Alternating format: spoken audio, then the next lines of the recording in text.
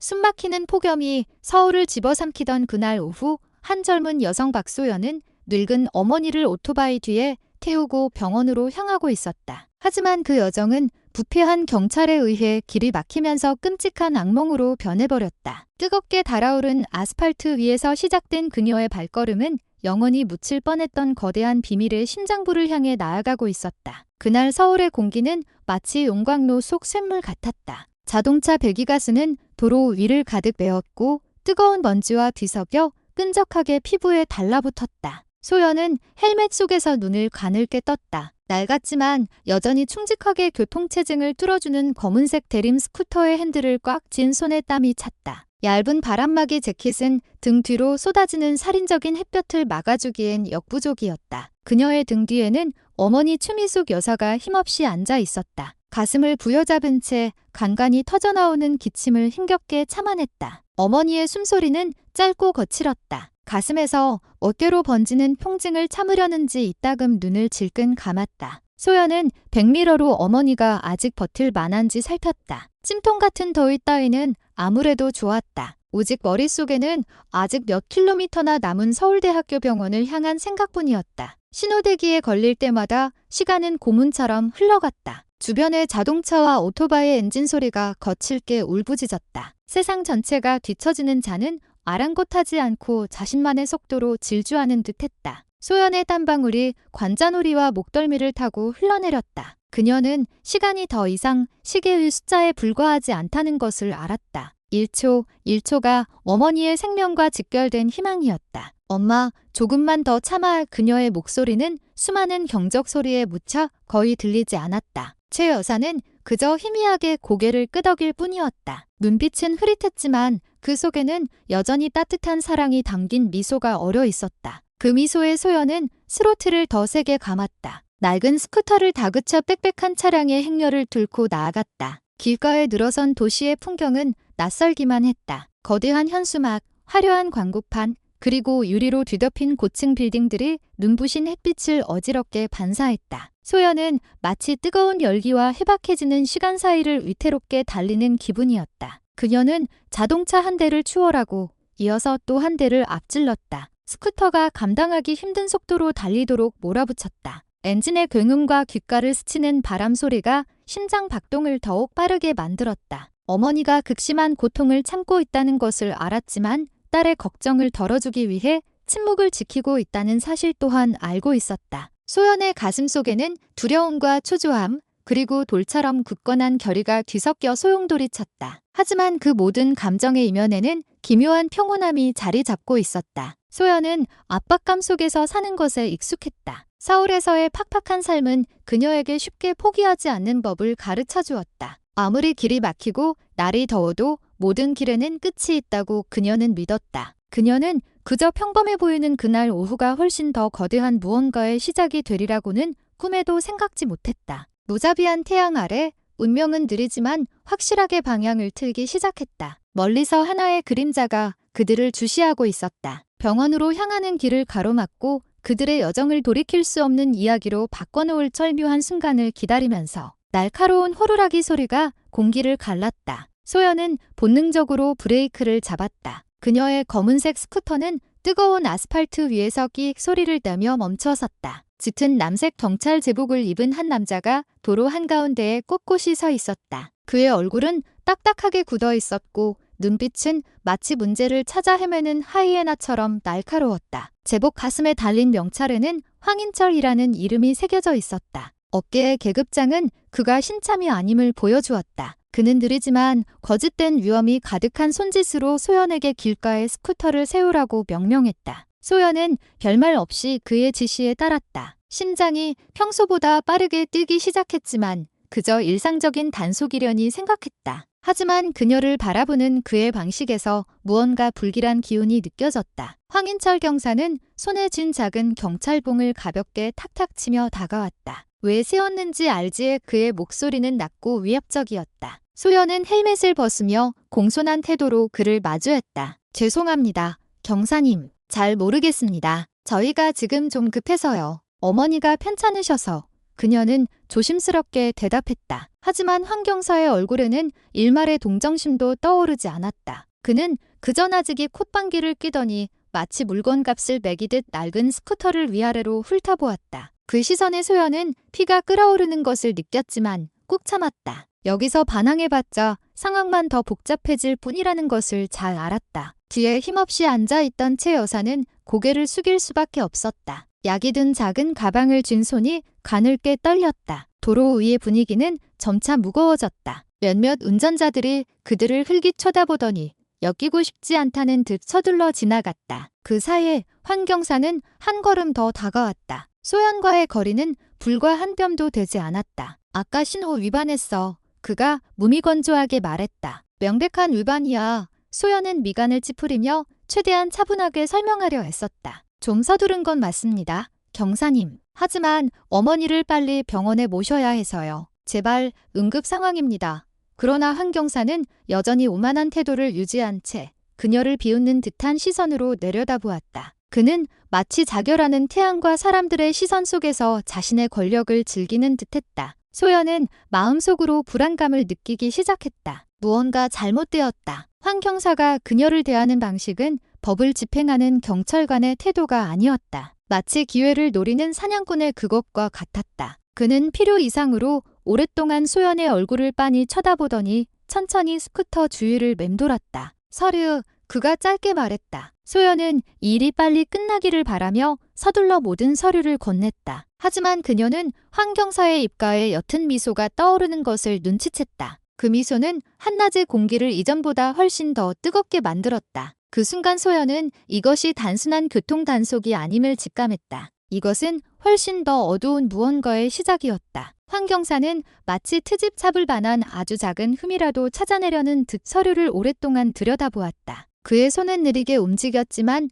눈은 한시도 소연의 얼굴에서 떨어지지 않았다. 내가 왜 당신을 세웠는지 정말 몰라. 그는 위험을 가장한 목소리로 말했지만 그 속에는 조롱의 기미가 역력했다. 소연은 타는 듯한 햇볕 아래 평정심을 유지하려 애쓰며 마른 침을 삼켰다. 죄송합니다. 경사님, 제가 좀 서둘렀습니다. 어머니가 아프셔서 병원으로 가는 길이었습니다. 그녀는 공손하게 말했다. 하지만 황경사는 이해심을 보이기는커녕 마치 그 말이 싸구려 변명이라도 되는 양짧게 비웃었다. 봐, 운전자들은 다 그렇게 말하지. 그의 말투는 차갑고 압박적으로 변했다. 스쿠터 뒤에 앉아있던 채 여사가 대화에 끼어들려 애썼다. 정말입니다. 경찰 아저씨, 제가 정말 몸이 안 좋아서. 그녀의 목소리는 너무나 힘이 없어 거의 들리지 않았다. 하지만 황경사는 돌아보지도 않았다. 그는 스쿠터 주위를 한 바퀴 돌며 안장을 툭툭 치고 열기 때문에 떨리는 백미러를 노려보았다. 당신 아까 이 종로대로에서 시속 80km 이상으로 달렸어. 그가 나직하지만 단호하게 말했다. 그거 법규 위반인 거 알지? 내가 지금 당장 딱지 끊을 수도 있어. 소연은 잠시 고개를 숙이고 긴 숨을 참았다. 그가 말한 속도가 사실이 아니라는 것을 알았지만 도로 위에서 반항하는 것은 문제만 키울 뿐이었다. 제가 잘못했다면 딱지를 끊어주세요.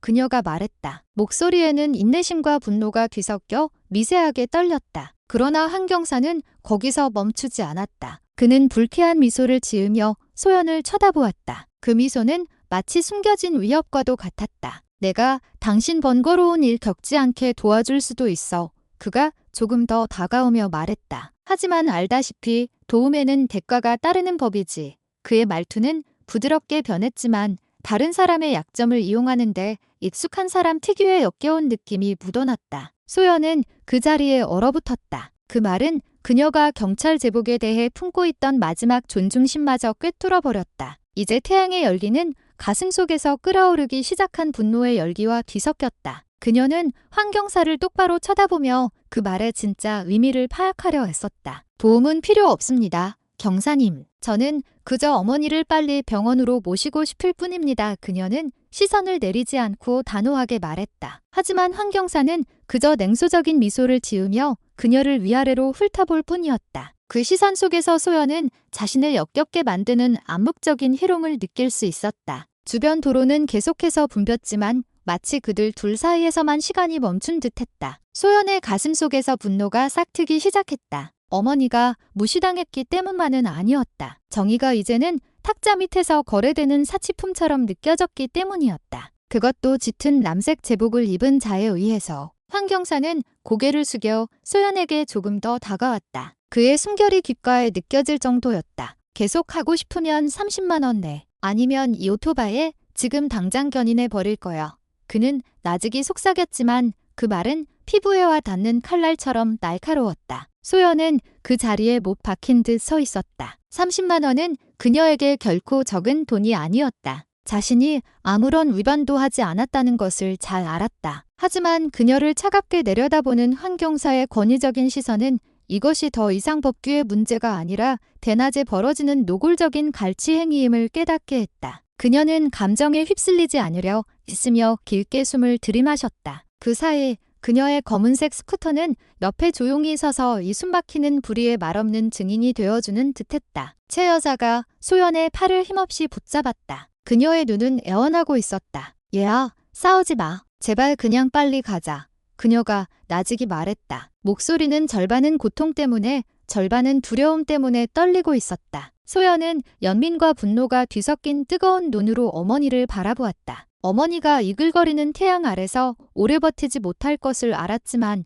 이 더러운 게임에 굴복할 수도 없었다. 그녀는 다시 한번 차분한 목소리로 말했다. 경사님, 저희 어머니가 위독하십니다. 저희는 그저 평원에 가려는 것뿐입니다. 제발 어렵게 만들지 말아주세요. 하지만 황경사는 그녀의 말을 받아주기는커녕 나직이 웃었다. 그 웃음소리는 모든 형태의 예의를 조롱하는 것처럼 들렸다. 누구나 사정은 있지. 그가 손에 쥔 경찰봉을 가볍게 치며 말했다. 하지만 난 내 임무를 수행할 뿐이야. 빨리 끝내고 싶으면 30만 원 내놔. 그냥 담뱃값이라고 생각해. 그는 아무렇지 않게 말했지만 눈빛에는 위협이 가득했다. 소연은 심장이 격렬하게 뛰는 것을 느꼈다. 멀리서 자신들을 지켜보는 사람들의 시선이 느껴졌다. 몇몇 운전자들은 무슨 일이 일어나는지 보려고 차의 속도를 늦추기 시작했다. 그 상황은 황경사를 더욱 대담하게 만들었다. 그는 한 걸음 뒤로 물러서더니 마치 돈이 건네지기만을 기다린다는 듯 거만한 태도로 손을 내밀었다. 소연은 그 손을 오랫동안 노려보다가 이내 황경사의 얼굴을 날카롭게 쳐다보았다. 더 이상 두려움은 없었다. 오직 들끓는 분노만이 남아있을 뿐이었다. 돈 못 댑니다. 그녀가 단호하게 말했다. 한 글자 한 글자가 강한 압박을 담아 터져나왔다. 우린 잘못한 거 없어요. 소연의 목소리는 잠시의 정적을 깨뜨렸고 주위에 있던 몇몇 사람들이 멈춰서서 주목하기 시작했다. 최 여사는 딸을 걱정스러운 눈으로 바라보았다. 딸이 방금 한 행동이 나쁜 결과를 초래할 수 있다는 것을 알았다. 하지만 소연에게 그 순간 자존심과 진실은 두려움보다 더 중요했다. 그녀는 자신의 거절이 방금 두 사람의 운명을 바꿔놓을 거대한 불씨에 불을 지폈다는 사실을 깨닫지 못하고 있었다. 소연은 자결하는 태양 아래 꼿꼿이 섰다. 그녀의 얼굴은 단호했고 눈빛은 조금도 흔들리지 않았다. 그녀는 방금 자신이 내뱉은 말이 많은 사람이 두려워하는 보이지 않는 선을 넘어섰다는 것을 알았다. 복종과 권력에 맞서는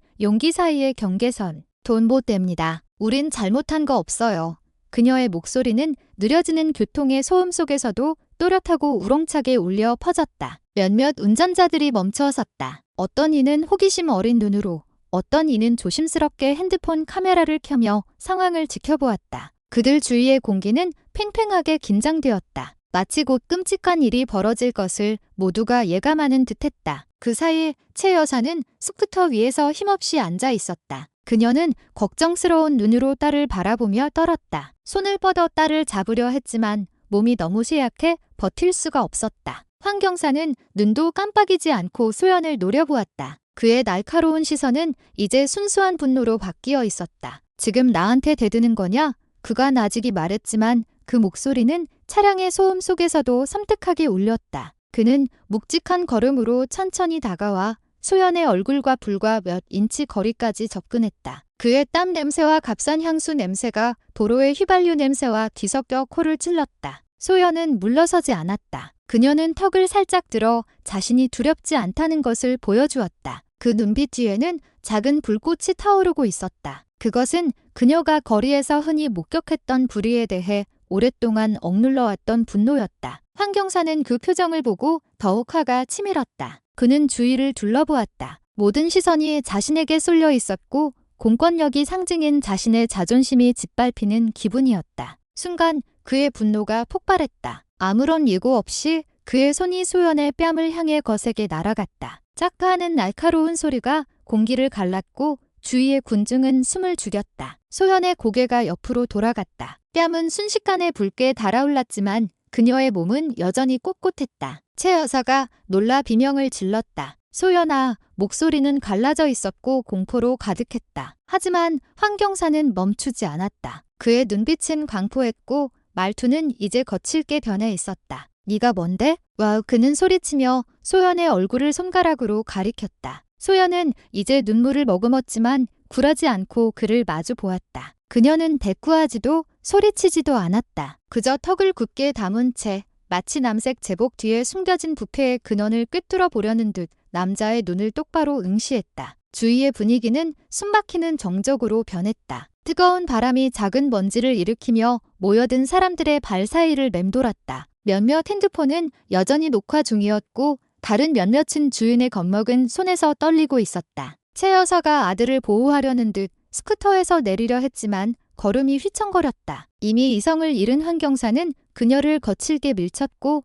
최 여사는 그대로 아스팔트 위로 쓰러졌다. 소연은 어머니가 쓰러지는 모습을 보고 경악하며 눈을 크게 떴다. 그 순간 그녀 안에 무언가가 부서져 내렸다. 그동안 굳건히 지켜왔던 인내의 한계가 완전히 무너져 내린 것이다. 그녀의 눈앞에 있는 것은 더 이상 한 명의 경찰관이 아니었다. 그것은 자신과 같이 힘없는 사람들을 고통스럽게 했던 모든 불의의 상징이었다. 그리고 그녀의 내면 깊은 곳에서 진짜 분노가 깨어나기 시작했다. 따기 소리는 차량의 굉음 속에서도 선명하게 울려 퍼졌다. 그것을 지켜본 모든 이의 가슴에도 그 소리가 메아리 쳤다. 최 여사는 작은 비명을 질렀다. 연약한 몸을 움직여 딸을 보호하려 애썼다. 하지만 그녀가 다가서기도 전에 황경사의 거친 손이 그녀를 강하게 밀쳤고 그녀의 몸은 뜨거운 아스팔트 위로 힘없이 고꾸라졌다. 그들의 검은색 스쿠터도 함께 옆으로 쓰러졌다. 금속이 부딪히는 날카로운 소리가 도로의 소란 속에서 유난히 크게 들렸다. 소연은 거친 숨을 몰아쉬며 쓰러져 있는 어머니를 바라보았다. 어머니의 몸은 고통으로 떨리고 있었다. 한낮의 공기는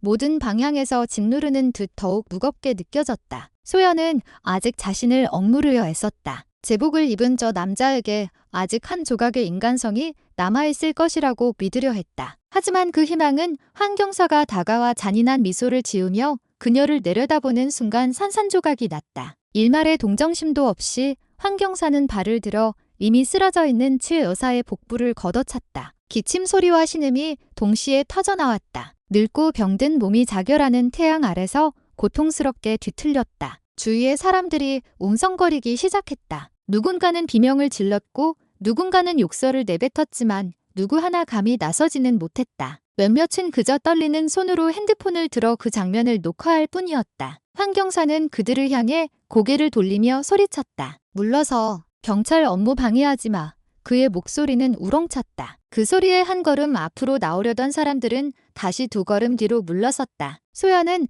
주위 세상이 흐릿하게 변하는 것을 느꼈다. 모든 소리가 뒤섞였다. 사람들의 외침, 엔진 소리, 그리고 어머니의 가쁜 숨소리가 하나가 되어 머릿속을 어지럽혔다. 그녀는 황경사를 오랫동안 노려보았다. 남자의 얼굴에는 죄책감이라곤 찾아볼 수 없었다. 오직 권력에서 비롯된 기이한 쾌감만이 번뜩일 뿐이었다. 소연은 피맛이 느껴질 때까지 아래 십수를 깨물었다. 경솔하게 행동하지 않으려 자신을 다스렸다. 하지만 배를 움켜쥔 채 참고 있던 눈물을 흘리며 여전히 일어나려고 애쓰는 어머니의 모습을 보자 그녀의 심장은 무너져 내렸다. 그만해. 그녀가 소리쳤다. 목소리는 갈라졌지만 순간의 침묵을 깨뜨릴 만큼 단호했다. 황경사는 그녀를 흘긋 쳐다보더니 바닥에 침을 뱉고 원하게 턱을 치켜들었다. 더 당하기 싫으면 지금 당장 돈 내놔. 그는 자신이 곧 꺼지지 않을 뿔에 기름을 부었다는 사실도 모른 채 비웃으며 그녀를 도발했다. 소연은 천천히 일어섰다. 몸은 뻣뻣했지만 눈빛은 칼날처럼 날카로웠다. 그녀는 더 이상 군중도 위협도 신경 쓰지 않았다. 타는 듯한 태양 아래 그녀의 얼굴은 창백했지만 차갑게 식어 있었다. 주위의 공기는 마치 회전을 멈춘 듯했다. 차량 소리마저 멀게 느껴졌다. 오직 한 가지만 남았다. 분노가 폭발하기 직전의 찰나. 그녀는 어머니를 다시 한번 바라보며 숨을 쉬고 있는지 확인한 후 경멸적인 미소를 띤 채 서 있는 황 경사에게로 시선을 돌렸다. 소연의 시야에서 세상은 단 하나의 점으로 좁혀졌다. 방금 자신의 어머니를 걷어찬 저 남자. 그리고 그 순간 그녀는 더 이상 용서의 여지가 없다는 것을 깨달았다. 소연은 잠시 떨리던 몸을 천천히 일으켜 세웠다. 그녀의 얼굴은 더위 때문이 아니라 이제 순수한 에너지로 변해버린 분노로 붉게 달아올라 있었다. 눈빛은 강철처럼 차갑고 날카로웠다. 숨은 거칠었지만 걸음은 단호했다. 그녀는 여전히 가슴을 내밀고 서 있는 황 경사에게 다가갔다. 그는 눈앞의 여성이 대면해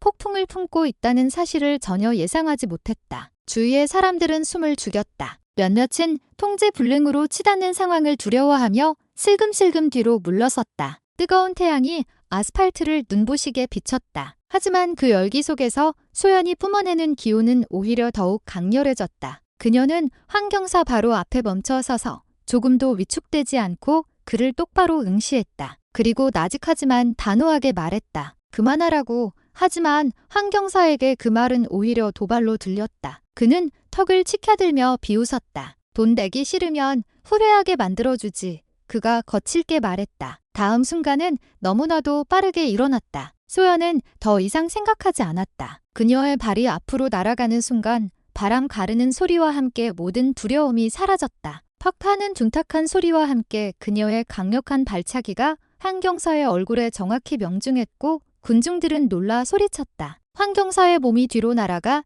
뜨거운 아스팔트 위로 거칠게 나뒹굴었다. 입가에서 흘러내리는 피와 함께 신음이 터져나왔다. 모든 사람이 침묵했다. 평범해 보이는 한 여성이 거구의 경찰관을 단 한 번의 움직임으로 쓰러뜨렸다는 사실을 아무도 믿지 못했다. 하지만 소연은 얼굴에 조금의 후회도 없이 꼿꼿이 서 있었다. 그녀는 나뒹구는 황 경사의 몸을 내려다보았다. 그리고 그녀의 눈에는 이전에는 없던 무언가가 번뜩였다. 더 이상 억누를 수 없는 용기였다. 길가에 서 있던 두 명의 동료 경찰이 즉시 달려들었다. 한 명은 허리에서 3단봉을 꺼내 들었고 다른 한 명은 소연을 뒤에서 덮치려 했다. 하지만 소연은 번개처럼 움직였다. 그녀는 몸을 숙여 회전하며 뒤에 있던 남자의 턱을 향해 정확히 팔꿈치를 휘둘렀다. 남자의 몸은 그대로 무너져 내렸다. 다른 경찰이 3단봉으로 소연의 머리를 향해 내리치려 했다. 하지만 그녀는 반걸음 옆으로 피한 뒤 남자의 복부를 향해 강력한 주먹으로 반격했다. 남자의 입에서 묵직한 신음이 터져나오며 그는 무릎을 꿇고 쓰러졌다. 군중 속에서 작은 환호성이 터져나오기 시작했다. 한 여성이 조금의 망설임도 없이 3명의 경찰에 맞서는 모습에 대한 경외와 두려움이 뒤섞인 소리였다. 순식간에 뜨거운 도로는 싸움의 장으로 변했다. 사람들은 멀리서 그 광경을 녹화했다. 경적 소리와 외침이 하나로 뒤섞였다. 소연은 그 한가운데 서 있었다. 숨은 가빴고 손은 약간 떨렸지만 눈빛은 여전히 날카로웠다. 그녀는 주위를 둘러보며 더 이상 위협이 없는지 확인했다. 최 여사는 여전히 아스팔트 위에 쓰러져 있었다. 약한 몸으로 일어나려 애썼지만 이제 그녀의 눈에는 불의에 맞서 꼿꼿이 서 있는 딸을 보며 눈물이 고여 있었다. 그 사이 바닥에 쓰러져 있던 황 경사가 피투성이가 된 얼굴로 천천히 몸을 일으켰다. 하지만 이번에는 두려워하는 쪽은 소연이 아니라 그였다. 자결하는 태양과 수십 쌍의 눈이 지켜보는 가운데 소연은 저항의 상징으로 우뚝 섰다. 그리고 처음으로 두려움은 편을 바꾸었다. 뜨거운 아스팔트에서 피어오른 옅은 아지랑이가 당황한 발걸음에 흩날리는 먼지와 뒤섞였다. 제복을 입은 3명의 경찰이 바닥에 쓰러져 있었다. 둘은 의식을 잃었고 다른 한 명은 턱을 붙잡은 채 고통스러운 신음을 내뱉고 있었다. 소연은 그들 한가운데 서 있었다. 몸은 꼿꼿했지만 숨은 가쁘게 몰아쉬고 있었다. 티셔츠는 땀으로 흠뻑 젖었고 묶었던 머리카락 몇 가닥이 풀려 얼굴에 달라붙었다. 그녀의 눈은 여전히 뺨에서 피를 흘리며 쓰러져 있는 황 경사를 날카롭게 응시하고 있었다. 잠시 동안 정적이 주위를 감쌌다. 아까 소리치던 사람들은 모두 입을 다물었다. 방금 자신들이 목격한 광경을 믿을 수 없다는 듯했다. 평범해 보였던 소연은 이제 누구도 건드릴 수 없는 존재처럼 서 있었다. 굳건하고 강하며 두려운 모습으로 최 여사가 떨리는 몸으로 일어나려 애썼다. 그녀의 손은 쓰러진 스쿠터와 피부를 태울 듯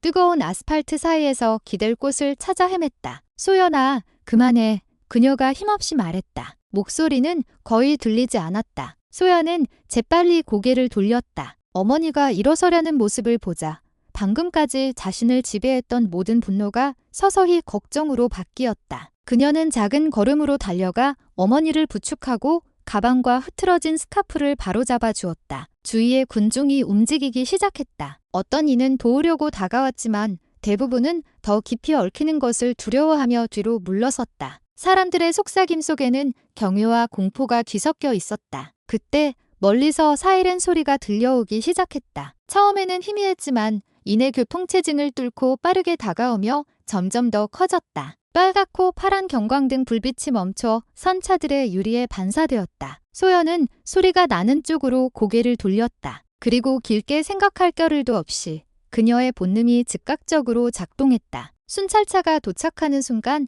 그들은 누가 옳고 그른지를 따지지 않을 것이라는 사실을 알았다. 제복에 저항한 모든 이는 범죄자로 취급될 터였다. 그들에게 남은 시간은 불과 몇 초뿐이었다. 그녀는 어머니의 팔을 꽉 잡고 한쪽으로 기울어진 검은색 스쿠터 위로 올라타도록 도왔다. 시동을 걸자 엔진이 잠시 컥컥거렸지만 이내 거칠고 갈라진 소리를 내며 살아났다. 소연은 마지막으로 뒤를 돌아보았다. 황경사는 여전히 쓰러져 있었다. 눈부신 햇빛 아래 그의 얼굴은 창백했다. 몇몇 시민들은 여전히 핸드폰으로 촬영 중이었다. 그 사이 멀리서 들려오던 사이렌 소리는 위협적으로 점점 더 가까워지고 있었다. 그녀는 깊게 숨을 들이마신 뒤 스로틀을 감아 군중을 뚫고 달렸다. 사람들은 길을 터주었다. 몇몇은 환호했고 몇몇은 그저 말없이 바라볼 뿐이었다. 스쿠터의 작은 백미러로 경찰차가 길모퉁이를 도는 모습이 잠시 보였지만 그녀는 더 이상 뒤돌아보지 않았다. 오직 한 가지,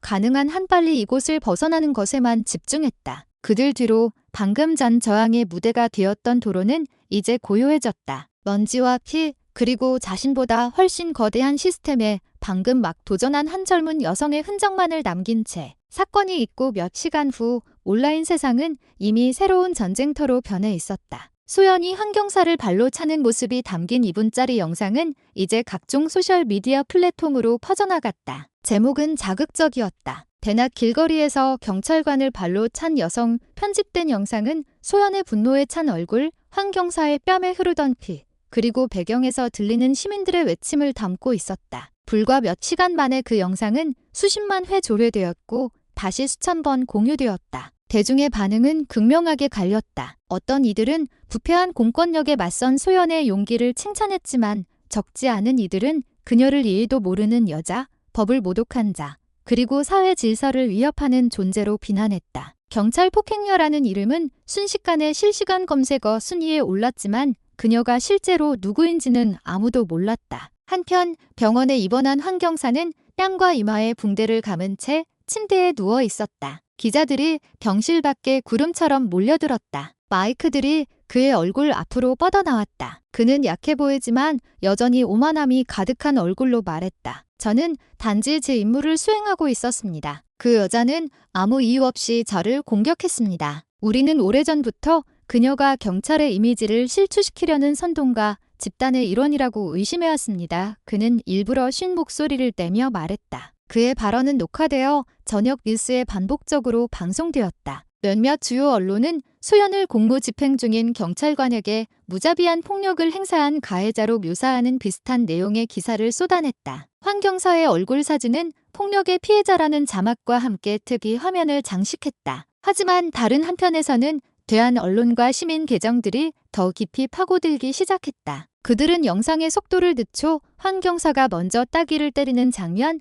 최 여사가 바닥에 쓰러지는 모습을 주목했다. 그들은 새로운 제목을 달았다. 경찰의 야만적 폭력에 맞서 자신을 방어한 여성의 여론은 조금씩 움직이기 시작했지만 모두가 그것을 믿지는 않았다. 지지하는 댓글 사이로 영상이 조작되었다고 주장하는 수백 개의 익명 계정이 나타났다. 몇몇 대형 커뮤니티는 경고를 받은 후 갑자기 게시물을 삭제했다. 이상한 기운이 감돌기 시작했다. 마치 거대한 손이 이야기를 통제하려 애쓰는 듯했다. 소연 자신은 영상이 얼마나 퍼졌는지 알지 못했다. 그녀는 그저 도시 외곽의 작은 병원, 비좁은 병실에서 아직 취약한 어머니 곁을 지키고 있을 뿐이었다. 낡은 핸드폰으로 뉴스를 보던 그녀는 자신이 전국적인 헤드라인의 주인공이 된 것을 보고 눈을 동그랗게 떴다. 거리 폭력의 피해자가 된 경찰관, 환경사의 사진 아래에 그런 문구가 적혀 있었다. 그녀는 분노했지만 무력하게 주먹을 쥘 뿐이었다. 그들이 모든 걸 뒤집어 버렸어.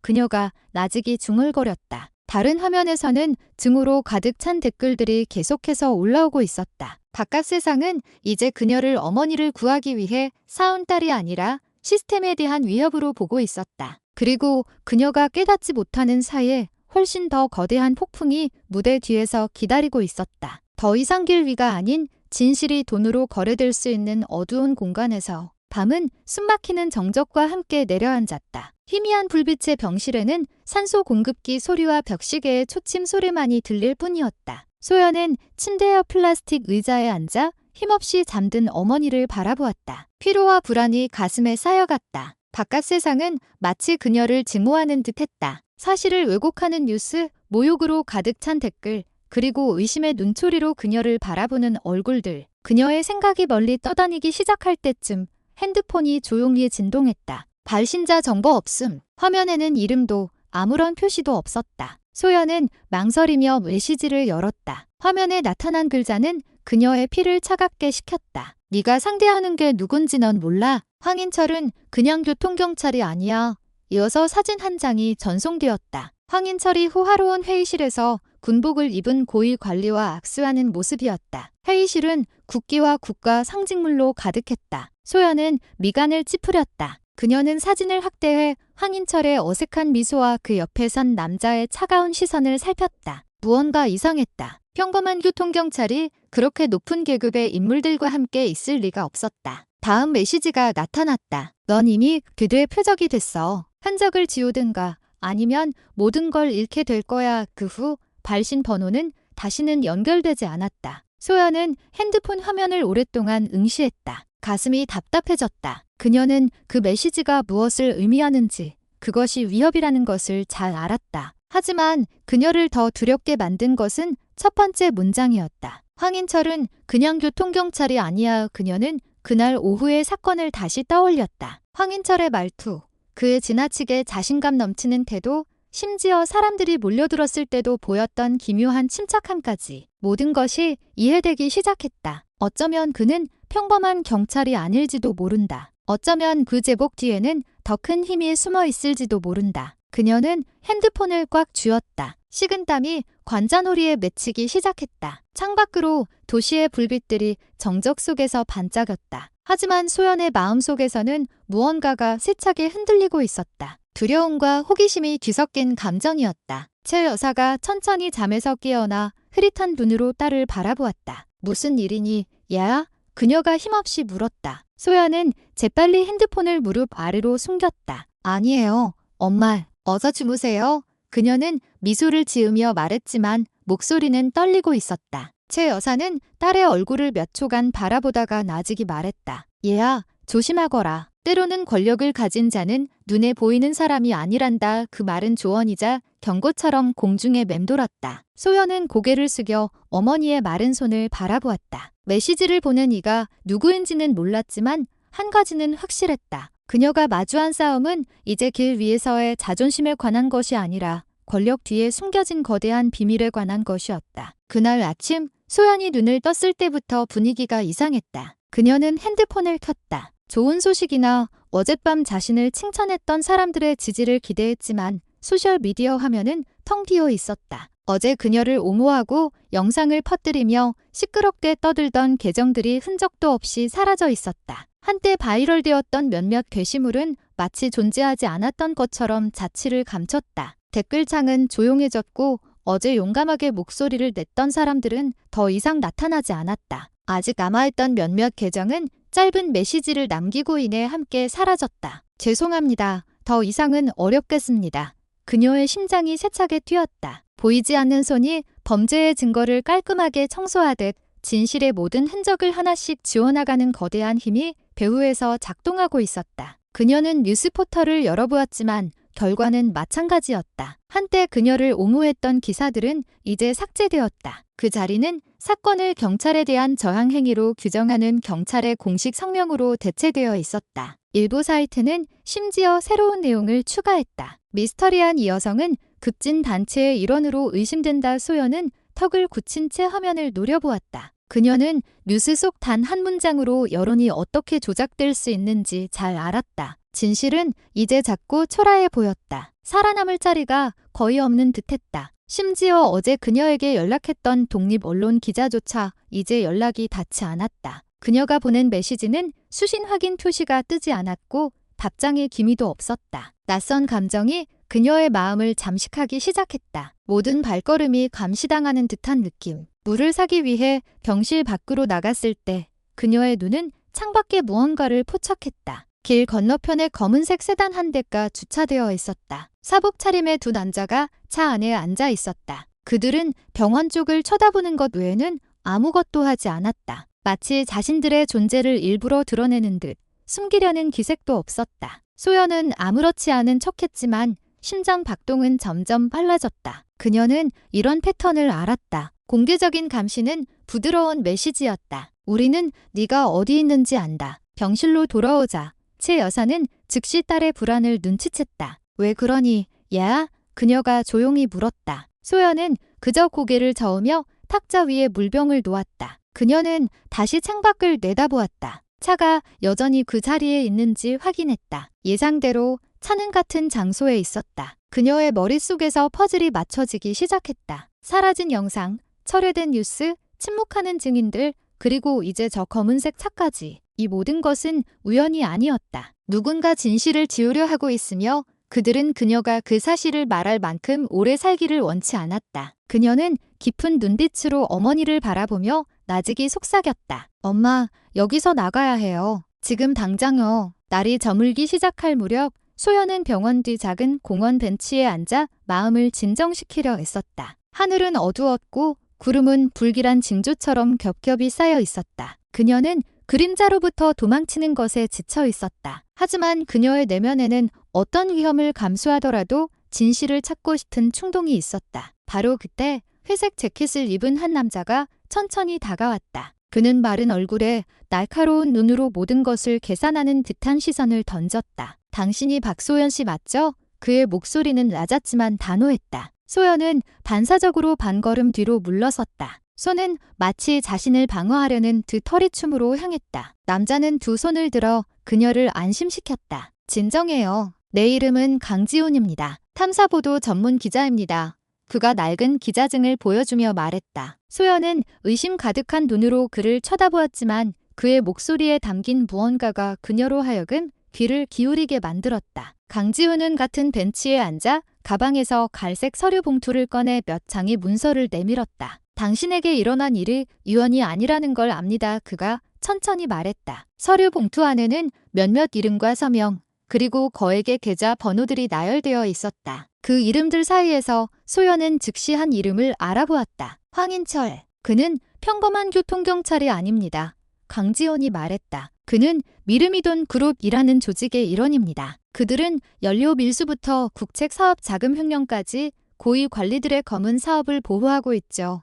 강지훈의 입에서 나오는 모든 단어는 마치 오랫동안 간직해온 비밀의 무게처럼 무겁게 느껴졌다. 소연은 동그래진 눈으로 그 문서를 쳐다보았다. 다음 장에는 한 고위 장성의 개인 계좌에서 황인철에게로 거액의 돈이 이체된 증거가 인쇄되어 있었다. 금액은 수억 원에 달했고 비굴한에는 현장 작전비라는 짧은 설명이 적혀 있었다. 소연의 심장이 세차게 뛰었다. 모든 사건의 조각들이 맞춰지기 시작했다. 황인철이 그렇게 오만하게 굴었던 이유, 대낮에 공공연히 돈을 요구했던 대담함, 인터넷에서 영상의 흔적이 삭제된 것까지. 그럼 이 모든 게 그들의 일부였다는 건가요? 그녀가 떨리는 목소리로 물었다. 강지훈은 정면을 똑바로 응시했다. 그의 얼굴은 무표정했지만 눈에는 긴장감이 서려 있었다. 당신은 방금 당신이 생각하는 것보다 훨씬 더 거대한 무언가를 건드린 겁니다. 그가 천천히 말했다. 그리고 그건 당신이 아주 큰 위험에 처했다는 뜻이죠.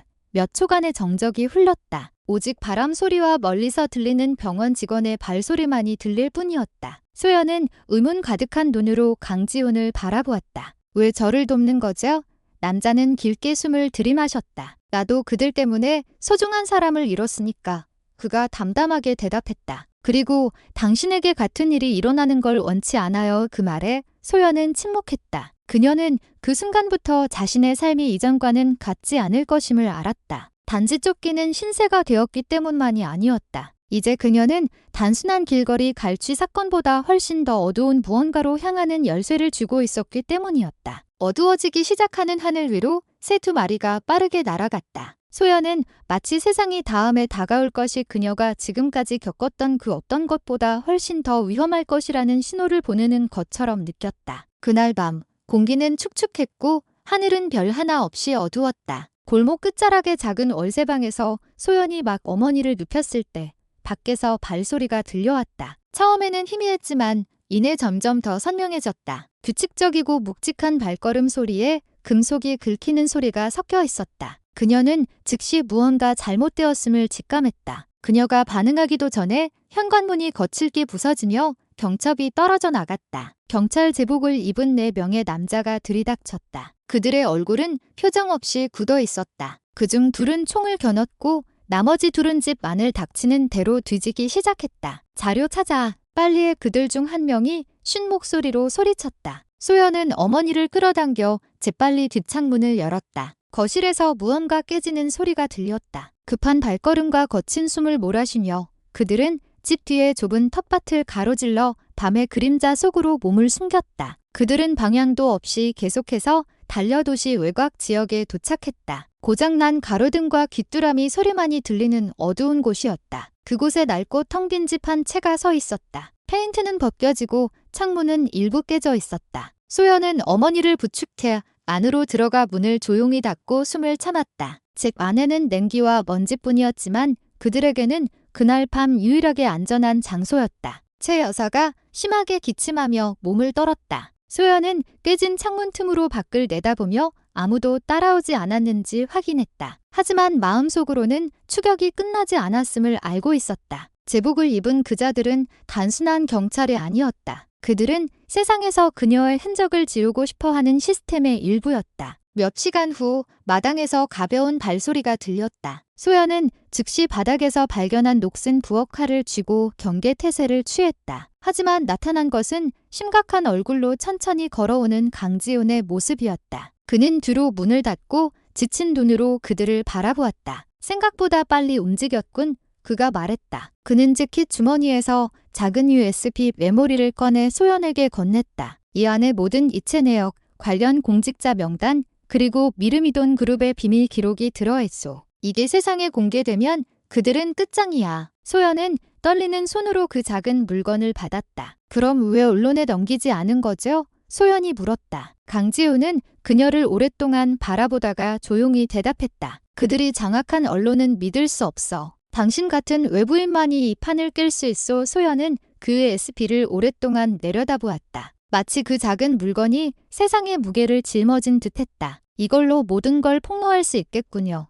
그녀가 나직이 말했다. 강지훈은 조용히 고개를 저었다. 가능하겠지. 하지만 당신이 살아남아야만 말이오. 그의 목소리는 단호하고 압박감이 실려 있었다. 그는 조금 더 다가와 목소리를 낮췄다. 하지만 조심해야 해. 당신 편이라고 생각하는 사람 중에 배신자가 있을지도 모르니. 소연은 그의 말을 날카롭게 쳐다보며 그 말 뒤에 무언가 숨겨져 있음을 느꼈다. 무슨 뜻이죠? 강지호는 대답하지 않았다. 그는 그저 금이 간 창문 너머로 텅 빈 어두운 길을 바라볼 뿐이었다. 멀리서 차 한 대가 천천히 지나가는 소리가 들렸고 헤드라이트 불빛이 잠시 집 벽에 반사되었다. 소연의 마음속에 의심이 싹트기 시작했다. 그날 밤 깜빡이는 불빛 속에서 그녀는 저기 바깥에만 있는 것이 아니라 어쩌면 바로 그들 자신 속에 있을지도 모른다는 사실을 깨달았다. 그날 아침 서울의 공기는 무겁고 축축했다. 하늘은 무언가를 숨기려는 듯 잔뜩 흐려 있었다. 소연은 검은색 스쿠터 뒷자리에 앉은 어머니를 감싸 안았다. 그녀의 눈은 강한 결의를 담아 앞길을 응시했다. 가방 안에는 강지훈이 준 작은 USB가 들어 있었다. 미르미돈 그룹의 배후에 있는 고위 관리들의 진짜 얼굴을 드러낼 수 있는 유일한 증거였다. 목적지는 분명했다. 도심에 있는 국가인권위원회야. 그녀는 위험이 크다는 것을 알았지만 오직 한 가지 생각에만 집중했다. 무슨 일이 있어도 진실은 밝혀져야 한다. 그 사이 최 여사는 딸의 허리를 꽉 잡고 있었다. 그녀의 눈은 하늘을 바라보며 떨렸다. 이 여정의 끝에서 나쁜 일이 기다리고 있음을 직감했지만 차마 입 밖으로 꺼낼 수는 없었다. 스쿠터는 좁은 길을 뚫고 시장과 붐비는 삼거리를 지나 달렸다. 소연은 뒤따라오는 몇 대의 오토바이를 인식했지만 깊이 생각할 틈이 없었다. 여정의 한가운데서 그녀의 핸드폰이 시끄럽게 울렸다. 그녀는 스쿠터를 길가에 세우고 재빨리 전화를 받았다. 수화기 너머의 목소리는 당황스럽고 갈라져 있었으며 떨리고 있었다. 강지훈이었다. 소연 씨, 거기로 가면 안 돼? 그가 다급하게 말했다. 숨이 찬 것이 마치 달리고 있는 듯했다. 그들이 당신 경로를 이미 알고 있어. 내 팀원 중 한 명이 배신했어. 소연은 말을 잃었다. 그녀의 시선은 갑자기 텅 비어 보이는 앞길로 향했다. 그녀가 무언가 물어보려던 찰나 멀리서 작은 총소리가 들렸고 이어서 자동차가 미끄러지는 날카로운 소리가 들렸다. 전화는 끊어졌다. 검고 큰 밴 한 대가 모퉁이에서 나타나 빠르게 달려와 소연의 스쿠터 바로 앞에서 급정거했다. 타이어가 끌리는 소리와 함께 차량 밑에서 옅은 연기가 피어올랐다. 밴의 뒷문이 열리고 그 안에서 검은 정장을 입은 몇 명의 남자가 나왔다. 그들의 얼굴은 무표정했고 검은 선글라스가 눈을 가리고 있었다. 하지만 가장 마지막에 나온 사람은 소연의 심장을 잠시 멎게 만들었다. 깔끔하게 빗어 넘긴 은발에 회색 정장을 입은 남자. 그의 얼굴은 평온했고 미소는 옅었지만 그 속에는 섬뜩한 위협이 담겨 있었다. 그는 천천히 다가왔다. 그의 가죽 구두는 아스팔트를 단호한 소리를 내며 밟았다. 알고 보니 옛날 내 어미를 꼭 닮았군. 그가 나직이 말했다. 그의 눈은 마치 소연의 속을 벗겨내려는 듯 그녀를 뚫어지게 쳐다보았다. 그 여자도 시스템에 저항하는 걸 좋아했지. 최 여사는 그 남자를 보고 눈을 동그랗게 떴다. 그녀의 몸이 심하게 떨렸다. 당신은 윤태석 장군. 그녀가 겁에 질려 속삭였다. 남자의 얼굴이 차갑게 변했다. 봐, 아직도 기억하고 있었나? 그가 고개를 살짝 숙이며 대답했다. 그의 목소리는 예로 포장된 복약과도 같았다. 소연은 어머니와 그 남자 사이를 번갈아 쳐다보았다. 혼란과 분노가 뒤섞였다. 그녀는 그 이름이 낯설지 않다는 것을 깨달았다. 윤태석, 강지훈의 문서에 언급되었던 고위 장성 중 한 명이었다. 이제 모든 것이 이해되었다. 왜 황인철이 그렇게 오만했는지, 왜 모든 증거가 삭제되었는지, 그리고 왜 강지훈이 배신당할 수 있었는지. 그들은 모두 눈앞에 있는 이 남자가 조종하는 거대한 거미줄의 일부에 불과했다. 첫 빗방울이 소연의 얼굴에 떨어졌다. 자신의 진짜 적이 이 모든 일이 시작되기 훨씬 전부터 어머니를 알고 있었다는 쓰라린 깨달음 속에서 흐르기 시작한 눈물을 감춰주었다. 소연이 미처 반응하기도 전에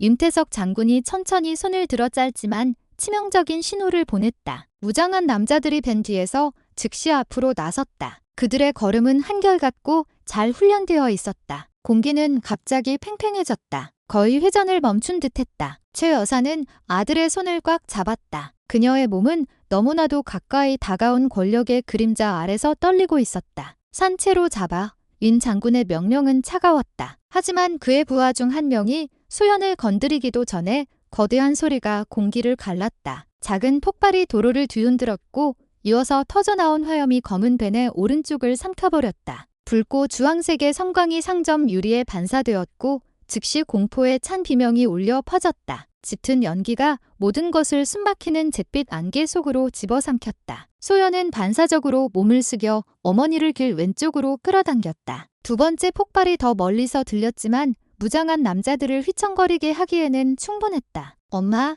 뛰어요. 그녀가 아직 정신을 차리지 못한 최 여사의 팔을 잡아당기며 크게 소리쳤다. 그들은 피어오르는 연기를 뚫고 뒤집힌 차량과 가로등 불빛 아래 반짝이는 유리 파편을 넘어 달렸다. 짙은 연기가 시야를 가려 그들은 마치 그림자 사이를 달리는 유령 같았다. 뒤를 돌아본 소연은 잠시 윤태석 장군이 꼿꼿이 서 있는 것을 보았다. 그의 주위에서 화염이 춤을 추고 있었음에도 그의 얼굴은 여전히 차가웠다. 남자의 시선에는 당황한 기색이 없었다. 오직 방금 사냥감을 놓친 포식자와 같은 깊은 분노만이 서려 있었다. 그들은 방향도 없이 달려 시장 뒤의 좁은 골목에 다다랐다. 소연의 숨은 턱까지 차올랐고 땀은 내리기 시작한 뒤와 뒤섞였다. 그녀는 몸을 벽에 기대고 어머니를 부축해 세웠다. 계속해야 해요. 그들은 아직 멈추지 않았을 거예요. 그녀는 어두운 골목 끝을 바라보며 나직이 속삭였다. 멀리서 사이렌 소리와 급한 발걸음 소리가 들렸지만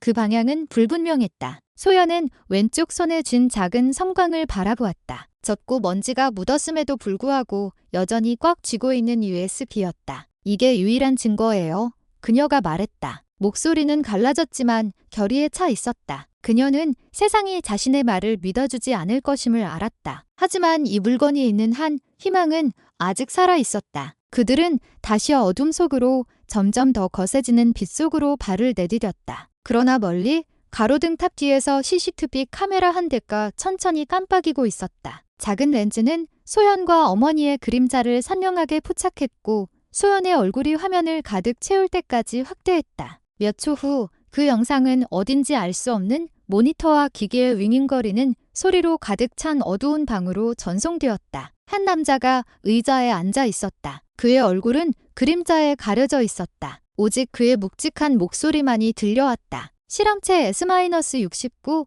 활성화. 2단계 작전을 시작한다. 그 문장이 어둠 속에서 울려 퍼졌다. 다른 모니터 화면에는 윤태석 장군의 얼굴이 다시 나타났다. 여전히 살아있었고 여전히 미소 짓고 있었다. 마치 방금 전의 폭발은 훨씬 더 거대한 무언가의 시작에 불과했다는 듯이 세상은 소연이 안전을 위해 달리고 있다.